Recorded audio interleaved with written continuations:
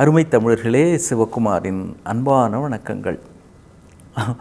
ஒருத்தர் சொன்னாருப்பா, இன்றைக்கி நான் ஒரு 1000 மீன்களை பிடிக்கிற மாதிரி கனவு கண்டேன் அப்படின்னு ஒரு நண்பர் சொல்கிறார். இன்றைக்கி என்ன கனவு கண்டேன்? காலை எழுந்த உடனே சில பேர் கனவுகளை பற்றி பேசிட்டு இருப்பாங்க. தெரியுமா உனக்கு நம்ம அத்தை குடும்பத்தோடு புறப்பட்டு வீட்டுக்கு வரா மாதிரி நான் கனவு கண்டேன் அப்படின்னு சில வீட்டில் அப்பா சொல்லுவார். ஆமாம், எல்லாரையும் கூப்பிட்டு வந்து வருங்க, உங்கள் சொந்தக்காரங்களையே இங்கே வருங்க, யார் வடித்து கொட்டுறது அப்படின்னு அவங்க ஆரம்பிப்பாங்க. இப்படி ஏண்டா வம்பா இருக்குது அப்படின்னு நம்ம ஏன் இதை சொன்னோன்னு யோசிப்பார். அது மாதிரி ஒருத்தர், நான் 1000 மீன்கள் வலை வீசினப்பா, அதில் ஆயிரக்கணக்கான மீன்கள் மாட்டினா மாதிரி ஒரு அருமையான கனவு அப்படின்னார். அப்படியா, சரி, அதில் எனக்கு பாதி கொடுக்குறியா அப்படின்னா. அதெல்லாம் முடியாதுடா, 1000 எனக்கு தான் அப்படின்னா. டேய், பாதி மீன் கூட தர மாட்டியா, கால்வாசியாவது எனக்கு கொடுத்தியா? இல்லை அதெல்லாம் நான் கொடுக்கலப்பா, கனவுல அப்படிலாம் வரல. சரி, எனக்கு ஒரு மீனாவது கொடுத்தியாடா? அதெல்லாம் எதுக்கு உனக்கு கொடுக்கணும், எனக்கு தான், நான் வியாபாரம் பண்ண போகிறேன், பெரிய ஃபிஷர்மேன் ஆக போகிறேன் அப்படின்னா. ஒரு மீன் கூட கொடுக்க மாட்டேற, நீலாம் ஒரு ஃப்ரெண்டா அப்படின்னா. ஆமாம், நீ கனவு காண.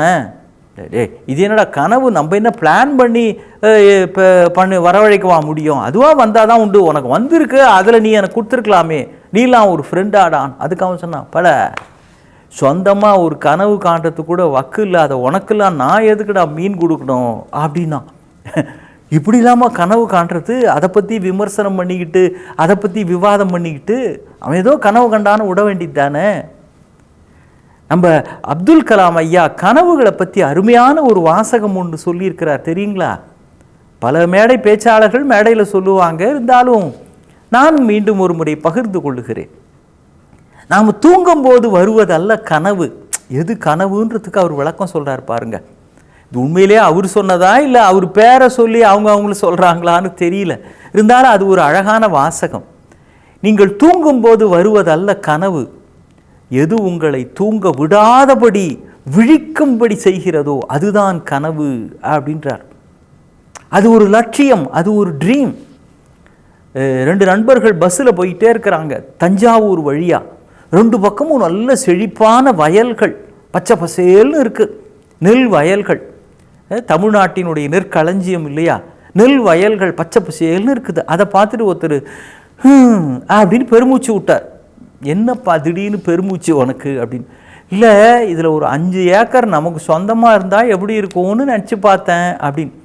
உடனே பலார்னு ஒரு அறை விட்டு, ஏய் நினச்சி தானே பார்க்குறேன், இதில் என்ன அல்பத்தனம், 5 ஏக்கர்னு 500 ஏக்கர்னு நினச்சிப்பாரு, நினைப்புல கூட என்னடா கஞ்சத்தனம் அப்படின்னாராம்.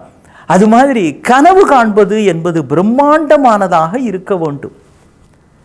தோரணம் நாட்ட கனாக்கண்டேன் தோழினான் அப்படின்னு ஆண்டாளருடைய ஒரு பிரபலமான கனாத்திரம் உரைத்தல்னே வள்ளுவன் எழுதுறான்.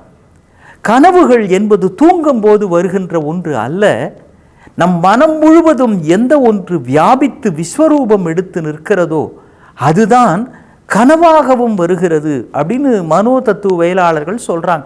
அமெரிக்காவில் ரோவே அப்படின்னு ஒரு அறிவியல் மேதை, அவர் இந்த தையல் மிஷின் கண்டுபிடிச்சிட்டு அந்த ஊசியை எப்படி பொருத்துறது அப்படின்னு மண்டையை போட்டு பிடிச்சிக்கிறார்.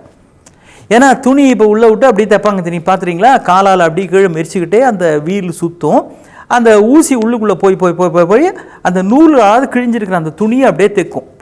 2 துணிகளையும் ஒன்றாக அது இணைத்து கொண்டே செல்லும். இப்போ இந்த ஊசியை எப்படி வடிவமைக்கிறது அப்படின்னு அவர் போட்டு பிச்சுக்கிறார், மண்டையை போட்டு பிச்சுக்கிறார். என்ன பண்ணுறதுனே தெரியல. அப்போ அவருக்கு ஒரு கனவு வருகிறது. இவர் ஒரு ஆதிவாசிகள்லாம் ரேகவாளமாக இருக்கிற ஒரு காட்டுக்குள்ளே போய் இவர் மாட்டிக்கிறார், திக்கு திசை தெரியாமல். அங்கே இருக்கிற ஆதிவாசிகள் எல்லாம் இவரை சூழ்ந்துக்கிட்டாங்க. அந்த ஆதிவாசிகள்லாம் இப்போ கையில் ஒரு பெரிய ஈட்டி, ஒவ்வொருத்தரும் கையில் ஈட்டியை வச்சுக்கிட்டு இவர் முன்னால் இவர் அப்படியே கீழே ஊழ்ந்து கிடக்கிறாரு, இவரை குத்துறதுக்காக வராங்க. கனவுன்னா விதவிதமாக வரும் இல்லை. அப்போ இவர் அந்த ஈட்டியினுடைய நுனியை பார்க்குறாரு. ஒவ்வொரு ஈட்டியினுடைய நுனியிலையும் ஒரு ஓட்டை இருக்கு. டக்குன்னு பயத்தில் தூக்கி வாரி போட்டு இவர் முழிச்சிக்கிறாருங்க. அந்த கனவை வைத்து கொண்டுதான் என் தையல் மிஷின் வடிவமைக்கிற ரகசியத்தை நான் கண்டுபிடித்தேன்கிறார். என்ன, இப்போ இந்த ஈட்டியினுடைய நுனியில் ஓட்டை இருக்கு இல்லைங்களா, அதே மாதிரி தான் அந்த தையல் மிஷினுடைய ஊசியினுடைய நுனியிலே நுனிப்பக்கத்தில் ஓட்டை வருவது மாதிரி வடிவமைத்து அதன் வழியாக நூல் செல்வதற்கு நாம் செய்யலாமேன்னு திட்டமிட்டேன்கிறார். பொதுவாக ஊசியில் நூல் பின்பக்கம் இருக்கும், கூரான பகுதி முன்பக்கம் இருக்கும், கோத்துக்கிட்டே நம்ம தைச்சிட்டு இருப்போம் இல்லைங்களா. ஆனால் தையல் மிஷினில் மட்டும் எப்படின்னா கூரான பகுதியினுடைய நுனியிலேயே ஓட்டையும் இருக்கும், அதில் ஊசி கோத்திருப்பாங்க. இந்த கனெக்ஷன் அவருக்கு மனம் எதில் எடுத்து கொடுக்கிறது? கனவுகளில் எடுத்து கொடுக்கிறது. கனவுகளை ஆராய்ச்சி செய்கிற பொழுது அதன் வழியாகவும் சில புதிய கண்டுபிடிப்புகளுக்கு தீர்வு கிடைக்கிறது. கனவுகள் என்பது உறங்கும் பொழுது வருவது மட்டுமல்ல, உங்களை உறங்க விடாமல் செய்வதுதான் உறக்கத்தின் பொழுதும் இதை எப்படி அடைவது என்பதற்கான வழியும் கிடைக்கிறது. அப்போ கனவுகளை ஆராய்ச்சி செய்வது நம்முடைய வாழ்வின் இலக்குகளை ஆராய்ச்சி செய்வதற்கு ஒரு வழி என்று சொல்லுகிறார்கள். அப்போ நினைத்து பார்க்கின்ற பொழுது, நினைக்க நினைக்க நினைக்க அதுவே நாமாக மாறுகிற பொழுது, ஆண்டாளுக்கு எப்படி உருவ பேதங்களுக்கெல்லாம் அப்பாற்பட்டு இருக்கிற, வடிவத்திற்கு அப்பாற்பட்டு இருக்கிற அந்த கார்மேக வண்ணனே கணவனாக வந்து வாய்த்தானோ, அதே போல எண்ணம் முழுவதும் கண்ணன் நிறைந்திருக்கிற பொழுது கண்ணனே கணவனாக வருவது மாதிரி தான் எண்ணம் முழுவதும் உங்களுடைய லட்சியம் நிறைவடைகிற பொழுது அந்த லட்சியம் வந்து உங்கள் கைகளை பற்றுகிறது அல்லது உங்கள் கைகளிலே சிக்கிக் கொள்ளுகிறது. பட்டாம்பூச்சியை துரத்திக்கிட்டே போகிற பிள்ளைங்களுக்கு தெரியும், அந்த பட்டாம்பூச்சி ஒரு மலரில் அமருகிற பொழுது அதை பிடிப்பது என்பது சுலபமாக ஆகிவிடும்னு. இந்த பிள்ளைங்க, இந்த தலைமுறை பிள்ளைகளுக்கு பட்டாம்பூச்சியை பிடித்த அனுபவம் இருக்குமான்னு தெரியல. ஏன்னா இப்போலாம் பட்டாம்பூச்சியை பார்க்க முடியல, அந்த அளவுக்கு இயற்கை சூழலை நாம் மாற்றி இருக்கிறோம். ஆனால் அதை பிடிக்கிறது அப்படின்றதுக்கு ஒரே வழி, அது மலரிலே தேன் பருக அமருகிற பொழுது சத்தம் போடாமல் சந்தடி இல்லாமல் கையை மட்டும் நீட்டி பிடிப்பது மாதிரித்தான் நம்முடைய கனவுகள் எல்லாம் லட்சியம் என்கின்ற மலரிலே அமருகிற பொழுது சத்தம் போடாமல் கைவசப்படும்.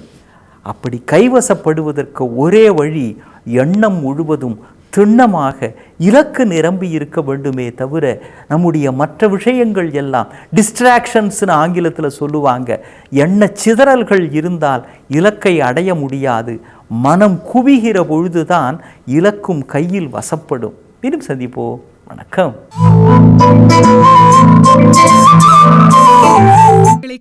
சன் லைஃப் சேனலை சப்ஸ்கிரைப் பண்ணுங்க.